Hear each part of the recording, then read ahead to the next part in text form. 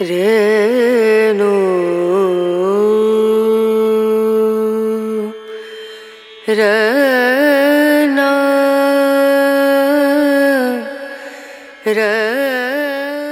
अथ द्वाविंशोऽध्यायः सप्तऋषि व्रतोपदेश उपाख्यान।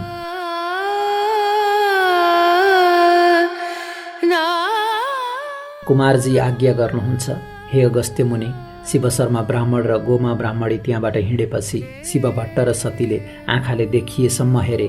देखिन छाडेपछि वृक्षमा चढेर हेरे। जब वृक्षबाट पनि देखिन छाड्यो, त्यही वृक्षको हाँगामा बसेर अनेक विलाप गर्न लागे। दैव संयोग त्यस्तै बखत रुखको हाँगो भाँचियो र दुवै स्त्री पुरुष वृक्षबाट लडेर मरे। तब श्री महादेवका दूत आई विमानमा बसालेर कैलाशपुरी लगे।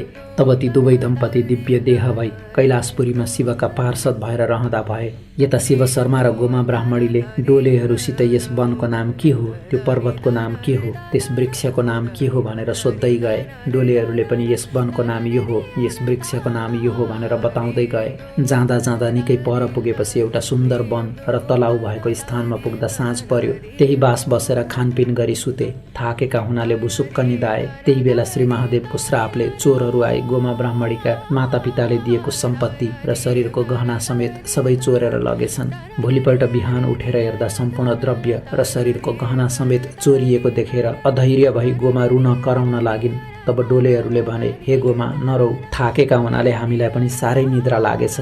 यस्तो नजाति भयो, हामी अभागी रहेछौँ। अब तिम्रा मातापितालाई के भनौला? अब तिमीले जसो भन्दछौ। डोलेहरूले यति भनेको सुनि गोमा भन्दछिन्, हे भारवाहक हो, अब तिमीहरू यहीँबाट फर्क।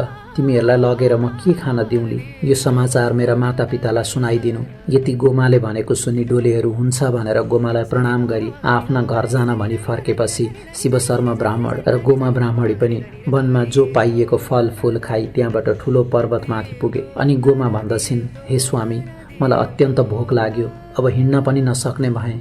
के गरौँ भनी बाटोमै अलपत्र परिन्। गोमा ब्राह्मणी गर्भिणी थिइन्। अतः शिव शर्मालाई साह्रै दया लाग्यो र गोमालाई काखमा राखेर स्नेहपूर्वक भने, हे स्त्री, यहाँ फलफूल केही पाइन्न, यहाँ जलाशय पनि छैन। यस्तो स्थानमा म तिमीलाई के खान दिउँ? यहाँबाट अलि पर गएर फलफूल पनि पाइन्छ र जलाशय पनि छ।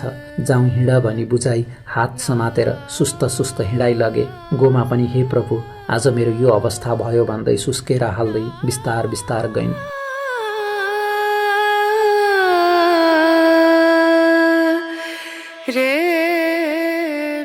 पर्वतको फेदीमा पुगेपछि शिव शर्मा ब्राह्मणले फलफूल टिपेर खान दिए र पानी पनि पिउन दिए। अनि, हे स्त्री, अब हाम्रो घर पनि आइपुग्यो भन्दै चन्द्रज्योति नगरको बाहिर पुर्याए। अनि त्यही एउटा खरको झुपडी उत्पन्न गरी, हे स्त्री, हाम्रो घर यही हो भनी देखाए। र गोमा ब्राह्मणी घरभित्र गएर हेर्दा माकुराको जालो र कसिङ्गर मात्र देखेर आफ्ना मातापिताको घर सम्झेर बहुतै अधैर्य भई रुन लागिन्। फेरि मेरो कर्मले यस्तै परिल्यायो, अब रोएर केही लाभ छैन भनी धैर्य धारण गरेर कुचोले माकुराको जालो मिल्काई कसिङ्गर बढारिन्।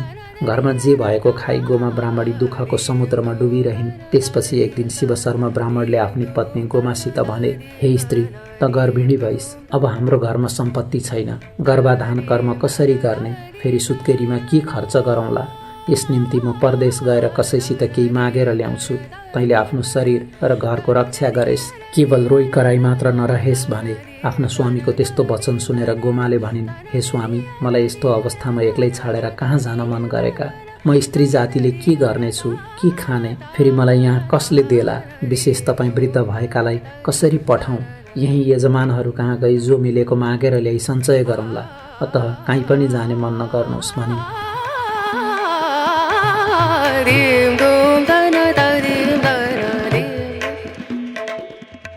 र शिव शर्मा फेरि भन्दछन्, हे स्त्री, हामी निर्धन भए पनि ब्राह्मणको कर्म नगरी हुँदैन। 1 महिनामा म आइपुग्नेछु। तबसम्म खाना नपुगे चन्द्रज्योति नगरमा यजमानहरू छन्, तिनका घर गई भिक्षा मागेर खाएस् भनी बुझाए। यति आफ्ना स्वामीले भनेपछि गोमाले मन्जुर गरिन्। अनि शिव शर्मा भिक्षा माग्न भनी परदेश हिँडे। 1-2 दिनको बाटो हिँडेपछि नारायणी गङ्गाको तटमा ऋषिहरूको आश्रममा पुगे। त्यहाँ वृद्ध अवस्था भएका 2 पति पत्नी ब्राह्मण ब्राह्मणी बसेका थिए। त्यहाँ शिव शर्माले नारायणी गङ्गा स्नान गरेर ती वृद्ध दम्पति कहाँ गई मलाई नित्य पूजा गर्न केही फलफूल देऊ भनी मागे। ती ऋषिका आश्रममा वरिपरि फलफूल प्रशस्त थिए। ती शिव शर्माको कुरा सुनि ती वृद्ध दम्पतिले, तिमी को हौ, कहाँबाट आयौ भनी सोधे। अनि शिव शर्माले म चन्द्रज्योति नगरको शिव शर्मा नामको ब्राह्मण हुँ, घरमा पत्नी गर्भिणी हुनाले गर्भाधान आदि कर्म गर्न भिक्षा माग्न भनी हिँडेको भने।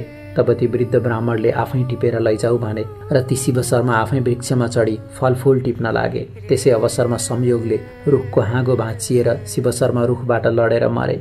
ती शिव शर्मा मरेपछि महादेवको रूप धारण गरी कैलाश पुगे।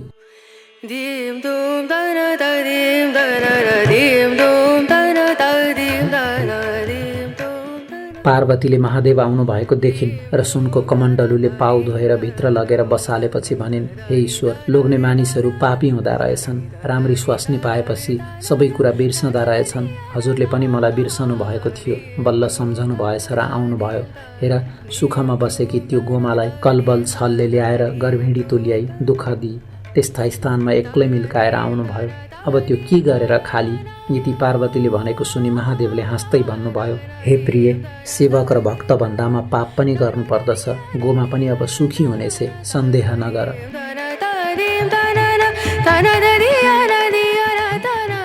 त्यसपछि भिक्षा माग्न गएका शिव शर्मा धेरै दिन बितेर पनि फर्केनन् र गोमाले अनेक दुःख सही चन्द्रज्योति नगरमा गएर भिक्षा मागेर ल्याई गर्भाधान कर्म गराइन्। मास पूर्ण भयो र सबै राजलक्षणले युक्त छोरो जन्मियो। गोमाले चन्द्रज्योति नगरबाट ब्राह्मणहरू डाकेर ब्राह्मणका मर्यादाले नामकरण गराइन्। ती ब्राह्मणहरूले ज्योतिष शास्त्र विचार गरेर नवराज नाम राखिदिए। घर जाने बेलामा, हे गोमा, यो बालक सबै राजलक्षणले युक्त छ र राजा पनि हुन सक्दछ र तिमीलाई सुख सन्तोष दिनेछ, यसमा शङ्का नमाने। यति ब्राह्मणहरूको वचन सुनि गोमाले मनमा आनन्द मानी श्रद्धा साथ भोजन दक्षिणादि विदा गरिन्। त्यसपछि बालकलाई गोमाले अर्काको ढिकी जाँतो गरेर धागो काटेर पालन पोषण गरिन्। नवराज बालक पनि शुक्ल पक्षका चन्द्रमा जस्तै प्रतिदिन बढेर अलि ठुलो भई खेल्न जाँदा मित्रहरूले जे भने पनि सुनिरहन्थे, झगडा गर्दैनथे। खेलिसकेर सरासर घर आउँथे। आमाले जो दिएको खाएर सन्तोषले रहन्थे। आफ्नो छोराको स्वभाव देखेर गोमा प्रसन्न भई यजमानहरू कहाँ गएर भनिन्, हे यजमान हो, मेरो छोरो नवराज आफ्ना साथीहरूसँग खेलेर घर आउँछ, खान देऊ पनि भन्दैन, किन दिनौ पनि भन्दैन, रिस पनि गर्दैन, यो मिठो यो नमिठो पनि भन्दैन, दिए खान्छ, नदिए चुप लागिरहन्छ।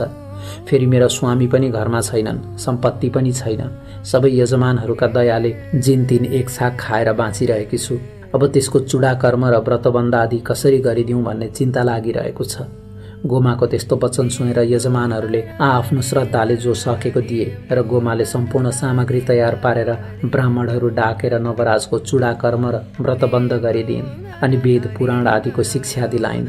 एक दिन नवराजको चाल चलनले प्रसन्न भएका यजमानहरू स्वयं गोमा कहाँ गएर भने, हे गोमा, नवराजको विवाह गर्ने भए वरुणपुरका अग्निस्वामीकी कन्या चन्द्रावती छन्, तिनैसित गरिदिउँ, सबै सामग्री ठिक पार।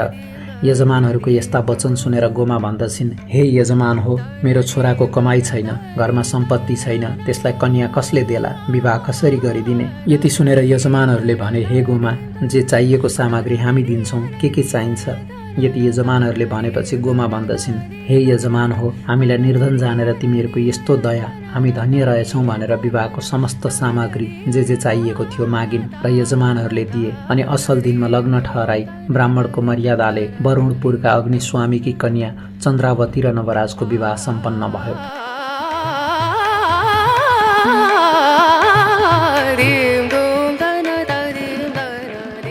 त्यसपछि एक दिन ती नवराज बाहिर खेल्न गएको बेलामा तिनका मित्रहरूले, हे नवराज, आजसम्म हामी तिमीलाई नवराज ब्राह्मण भन्दथ्यौँ, तर अबदेखि तिमीलाई हामी बिना बाबुको छोरो भन्दछौँ। तिम्रा मातापिता भए तिनको नाम के हो? तिमी कसका छोरा हौ? हामीलाई भन। यति आफ्ना मित्रहरूले भनेको सुनि नवराज केही उत्तर दिन नसकी घर आएर, हे माता, म कसको छोरो हुँ, मेरो पिताको नाम के हो भनी साथीहरूले भनेको कुरा सारा आमालाई सुनाए। अनि मेरा पिता कहाँ छन् भनेर सोधे। नवराजको यति कुरा सुन्न साथ गोमाले वर्षाकालमा मेघ वर्षे झैँ अविरल आँसु बगाउँदै भनिन्, हे नवराज, तेरा पिताको नाम शिव शर्मा हो। त गर्भमा छँदै भिक्षा माग्न परदेश गएका, आजसम्म फर्केनन्। कतै केही कारण परेर रोकिएका छन् कि संसारमै छैनन् कि थाहा पाउन सकिन। यति गोमाले भनेको सुनि नवराज भन्दछन्, हे माता, त्यसो भए मलाई आज्ञा दिनुहोस्, कहाँ बसेका छन्, म गई विचार गरेर आउँदछु। नवराजको यस्तो कुरा सुनेर गोमा भन्दछिन्, हे पुत्र, तेरो मुख हेरेर तेरा पितालाई बिर्सिरहेकी थिएँ, अब तैँले पनि छोडेर गए, म कसको आधारले बाँच्ने? फेरि तँ गएपछि तेरी पत्नी चन्द्रावती पनि माइत जानेछ, त्यसकारण कहीँ पनि जान्छु नभन्। गोमाले भनेको सुनेर नवराज फेरि भन्दछन्, हे माता, म केही भन्दछु, सुन्नुहोस्।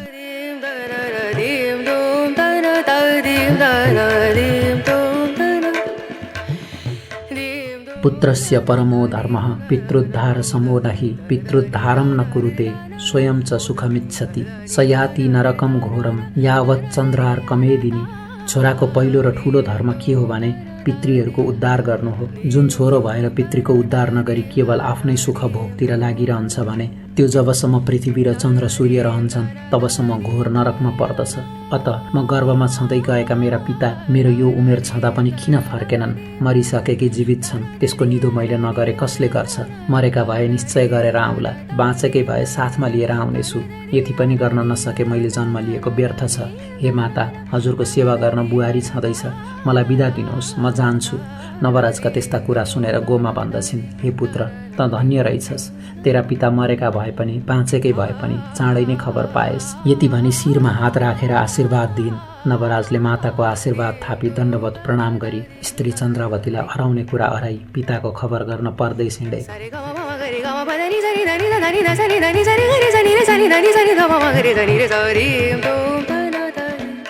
जाँदा जाँदा केही दिनमा नारायणी गङ्गाको तटमा ऋषिका आश्रममा पुगे। त्यहाँ अत्यन्त वृद्ध भइसकेका ब्राह्मण र ब्राह्मणीलाई देखेर सोधे, तिमीहरू को हो?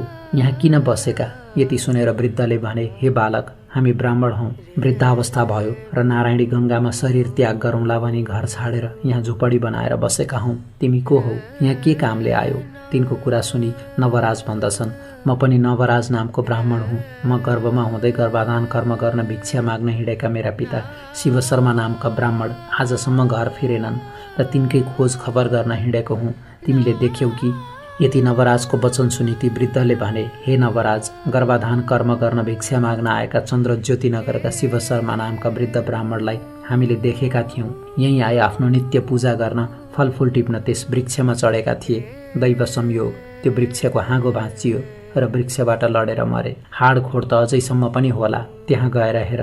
यदि ती वृद्ध ब्राह्मणले भनेको सुनि नवराज त्यस रुखमुनि हेर्न गए। त्यहाँ आफ्ना पिताको हाड खोड देखि, हे पिता, मेरै निम्ति भिक्षा माग्न आएका मेरो मुखै देख्न नपाई यस्तो स्थानमा आएर रुखबाट लडेर प्राण दियौ। यो समाचार म आमालाई कसरी सुनाउला? मेरी माताले शोक गर्दा म के भनेर बुझाउला भन्दै अनेक तरहले शोक गरेर रुन लागे।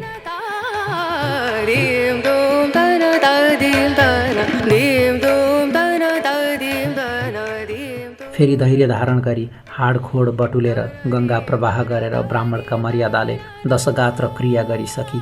अब कता जाउँ, घर जाउँ भने सम्पत्ति छैन। विशेष यो समाचार सुनेर माताले शोक गरेको मात्र हेर्नु छ। यसकारण बरु यतै कुनै राजाको सेवा गरेर चाकरी गरेर केही द्रव्य लिएर घर जानु असल होला भनी नजिकको सहरमा गएर राजाको सेवामा लागे।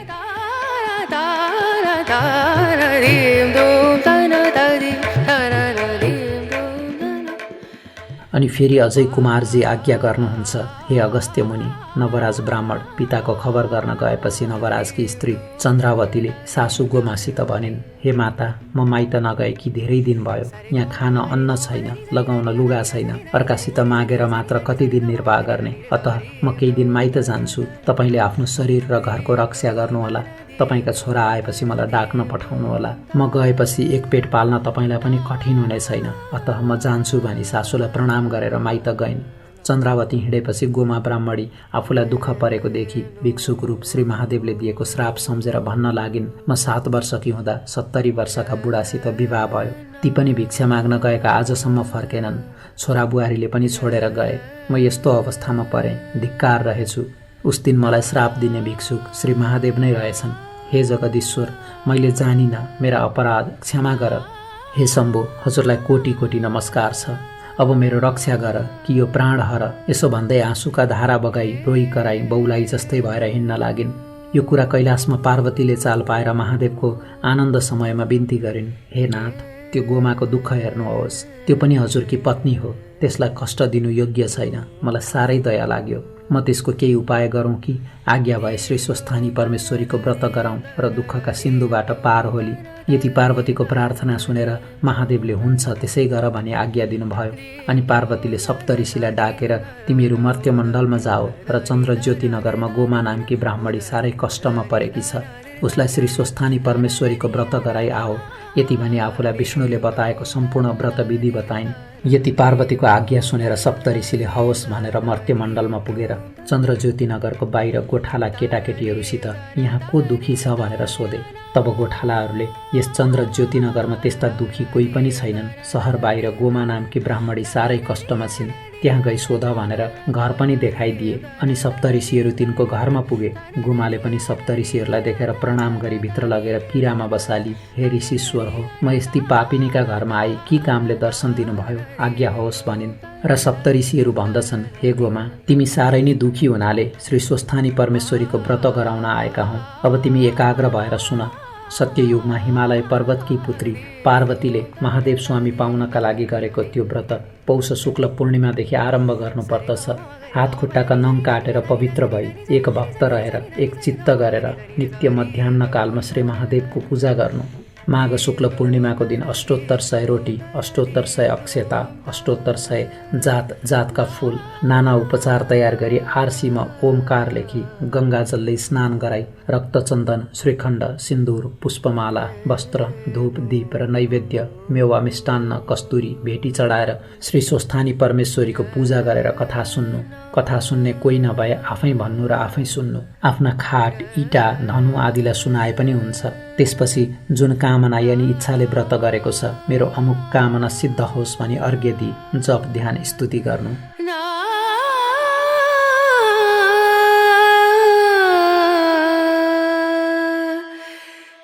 श्री स्वस्थानी परमेश्वरी भनेकी कस्ती छन् भने, हे गोमा ब्राह्मणी, ध्यानपूर्वक सुन। सुवर्ण वर्ण दीप्ताभाम त्रिनेत्राम कमलाननाम सिंहासन समासीनाम सर्वालङ्कार भूषिताम नीलोत्पलधराम वामे दक्षिणे वरदाम शुभाम खड्ग चर्मधराम चोर्ध्वम वाम दक्षिणयोः क्रमात् चतुर्भुजां च मां वापि पूजयेद् वृषकेतुनम् एवं ध्यात्वा महादेवीं श्री स्वस्थानीं जगदीश्वरीम्।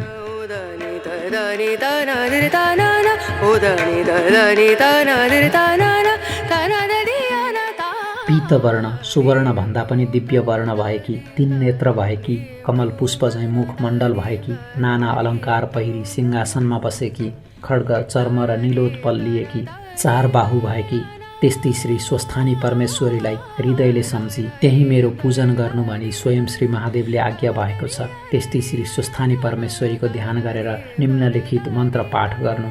नमस्तेस्तु जगन्माता स्वस्थानी सर्वमङ्गले तव प्रसादात् देवेशी व्रतम पूर्णम तवाज्ञया। हे जगन्माता, सम्पूर्ण लोकको कल्याण गर्ने हे देवी, हे स्वस्थानी परमेश्वरी, हजुरको कृपाले मेरो व्रत पूरा भयो भने प्रसाद झिक्नु र अष्टोत्तर 100मा 8 रोटी, 8 अक्षता, 8 बेली पुष्प, 8 पान, 8 कुड्का सुपारी सगुन समेत आफ्ना पुरुषलाई दिनु। पुरुष नभए छोरालाई र छोरा नभए मित छोरालाई दिनु। मित छोरा पनि नभए मेरो अमुक कार्य सिद्धि होस् भनेर गङ्गामा बगाइदिनु र 100 रोटी आफूले फलाहार गरी रात्रिमा जागराम बस्नु। हे गोमा, यति गरेपछि श्री स्वस्थानी परमेश्वरीको व्रतको प्रभावले तिम्रो सबै दुःख नाश हुनेछ, अन्यथा नमान। यही व्रतका प्रभावले पार्वतीले महादेव स्वामी पाइथिन्। अब हामी जान्छौँ। यति सप्तऋषिले भनेको सुनेर गोमाले मनमा आनन्द मान्दै भनिन्, हे सप्तऋषि हो, म यस्ती पापिनीका घरमा केही छैन, केले आतिथ्य गरौँ? पसलबाट पान किनेर ल्याउँछु भनी चर्खामा रहेको धागोको लरिया लिएर घरबाट निस्किन्। त्यसै बेला सप्तऋषिहरूले गोमाको कष्ट देखेर साह्रै दया लागेर 7वटा सुनका कौडी आफूहरू बसेका पिराका मुनि छोडेर गए।